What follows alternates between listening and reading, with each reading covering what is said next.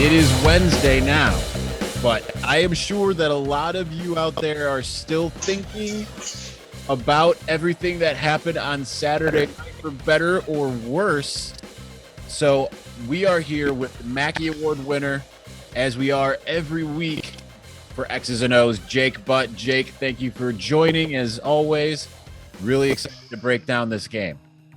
Yeah, thanks, Isaiah. It's not Victory Monday. We're a little lag right now, but it's still Victory Wednesday. We're 2-0, feeling good. And as we said last week, the only thing better than 2-0 is 3-0.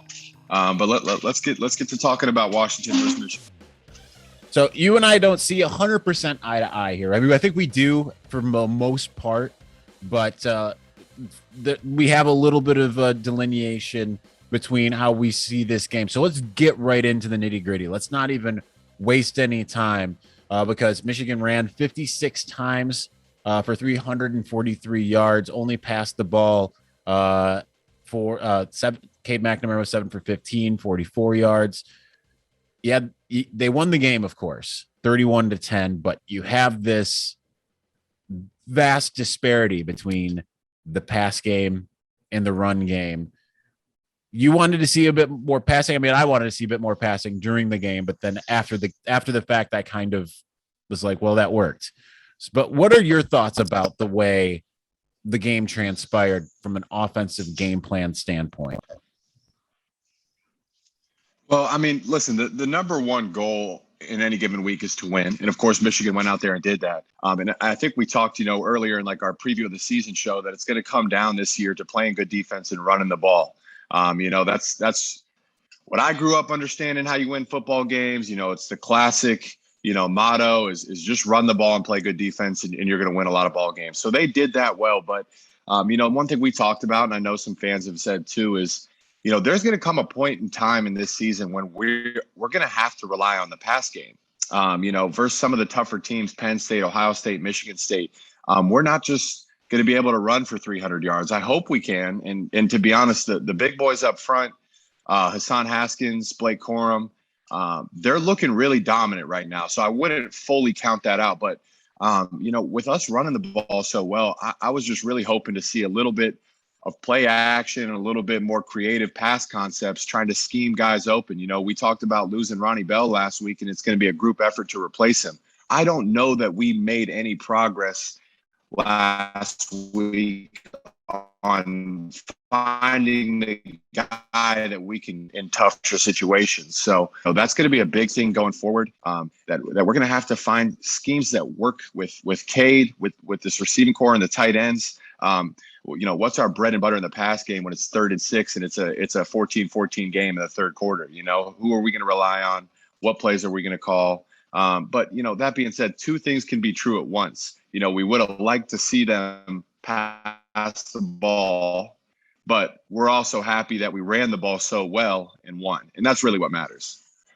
Yeah. And like you said, it is a situation where you win the game. That's the important thing. And looking at Wisconsin's coming up in a couple weeks. Michigan obviously running for 300 something yards, but Wisconsin's only giving up, I think, it's the top run defense in the country. They're giving up 1.3 yards per carry. Penn State ran for only 50 yards, and I think Eastern Michigan got like 11 total.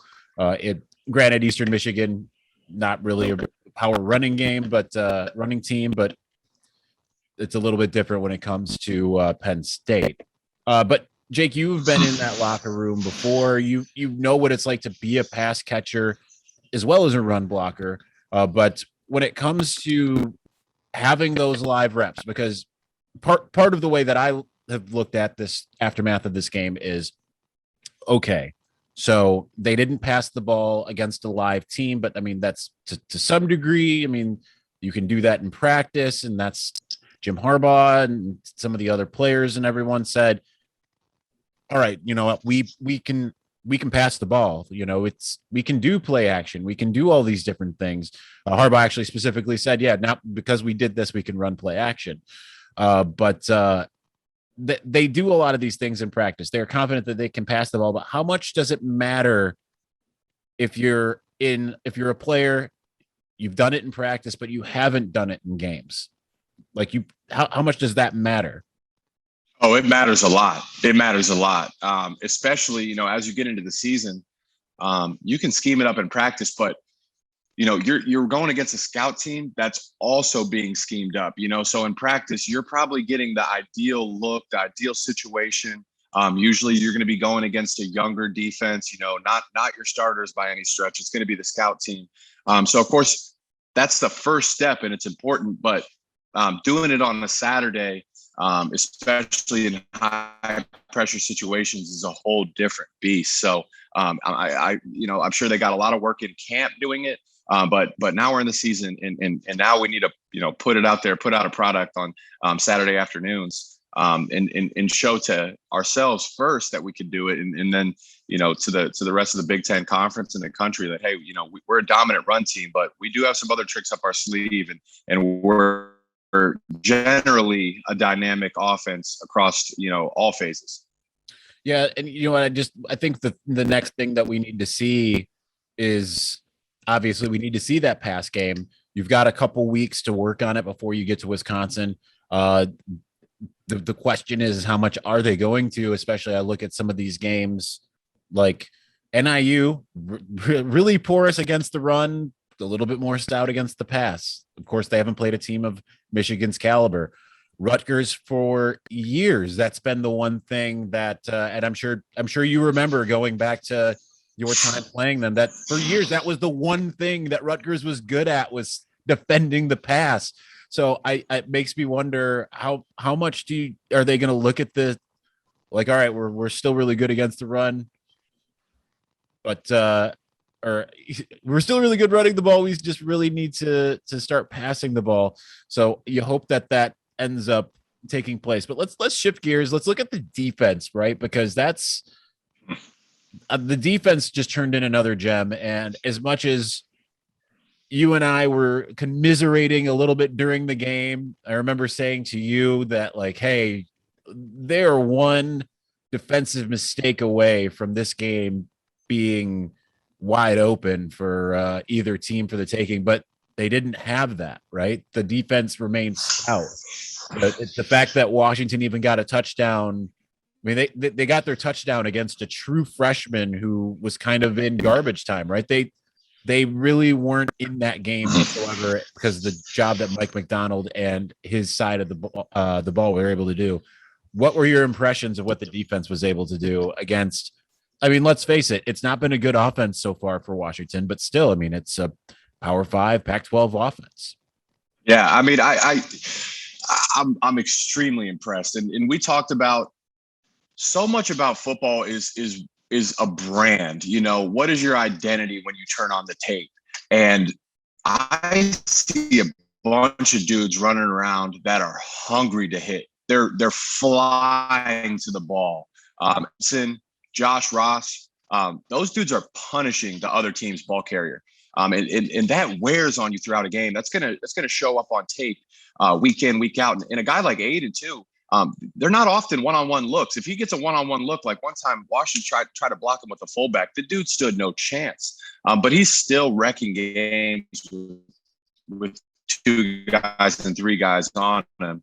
So I'm really, really excited about the defense. We talked about last week that they played called a pretty vanilla game week one, and we were expecting to see a little bit more blitz packages and disguise coverages week two, and they showed up and did that. I thought the blitz was getting home and really rattling Washington's quarterback.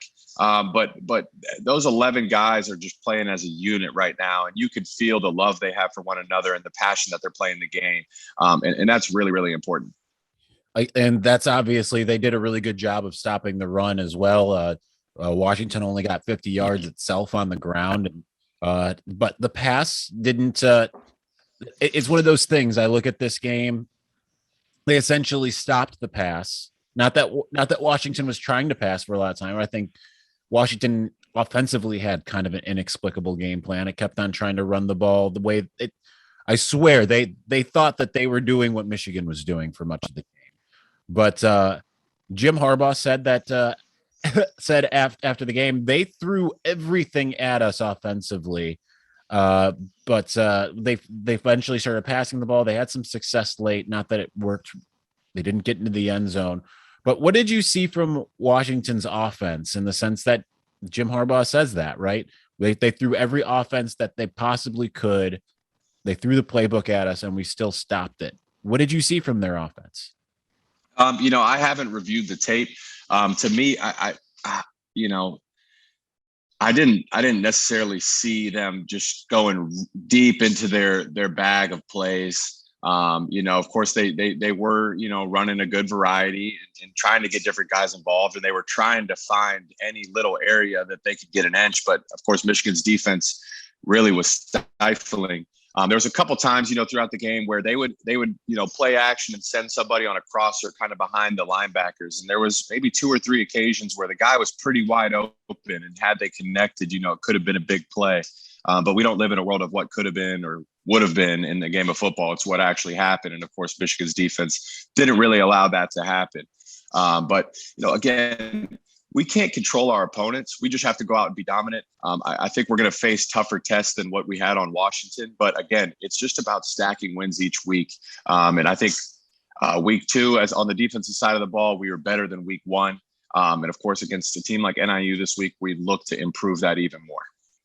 Now, I do want to touch on one thing because, you obviously, it's no surprise, you played the game.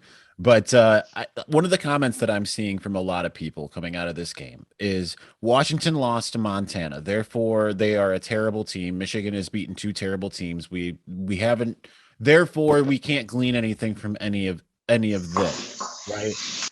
Like, what are your thoughts on that? Because to me, I look at it as, yes, Washington did lose to Montana, but that just goes to show that any team can lose to any team at any given point if they don't have the right game plan, the right execution, don't take the game seriously, don't have the right confidence. Anything can go wrong, because I think we all generally accepted that Washington was a really good team, or was supposed to be a really good team. Michigan was only a 1-point favorite just 2 weeks ago. So what are your thoughts as far as when it comes to the idea of playing a team, if they have those struggles, does that really take anything away from it for you, or does it? When you look at this game, do you look at it in that light? Do you look at it as, hey, that's still a really good team that Michigan beat?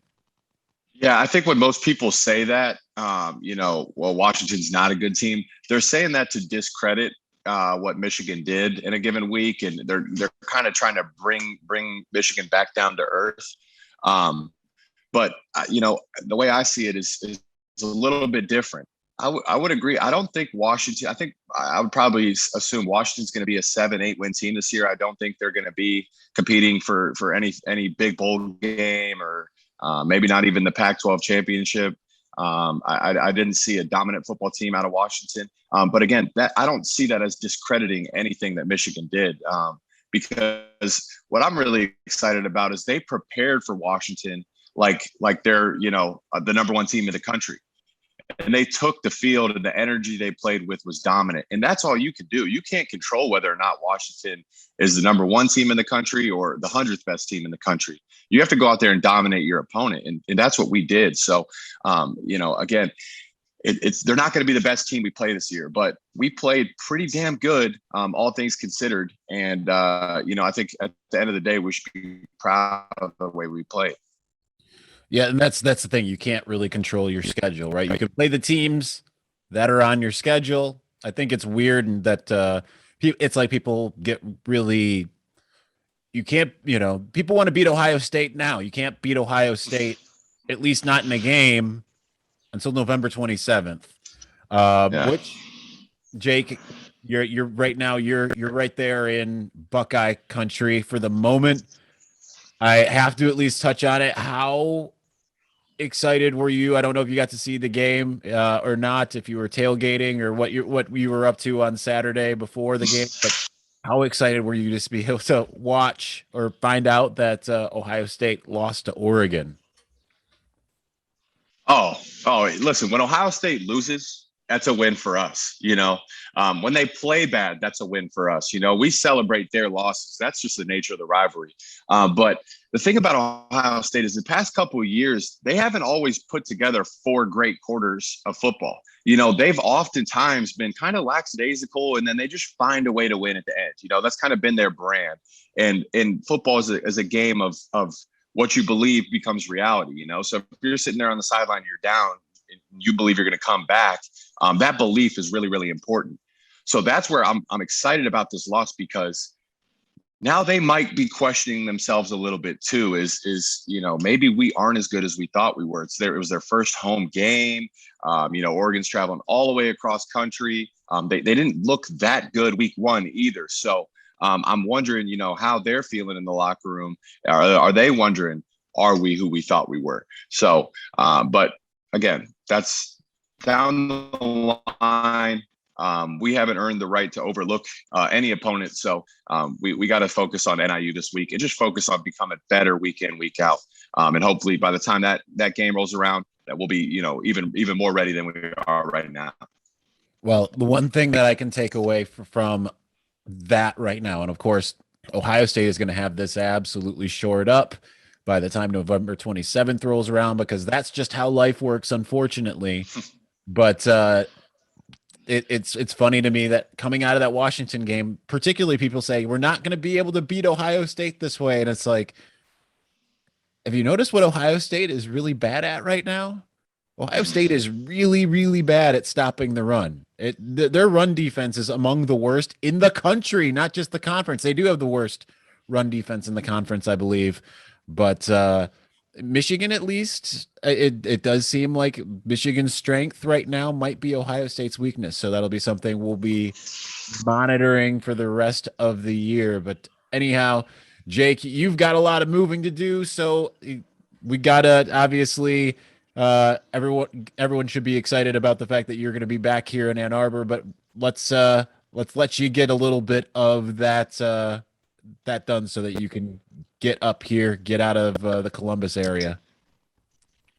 Yeah, I got a shower, man. I've been in Columbus now about 12 hours, hitting the 3.5-hour ride back to Ann Arbor. I'm going to shower once before I leave and a shower immediately when I get here, man. I can't spend too much time in Columbus, so it'll be good to be back. Thanks, Isaiah. No problem. Thanks, Jake. We'll talk to you again next week.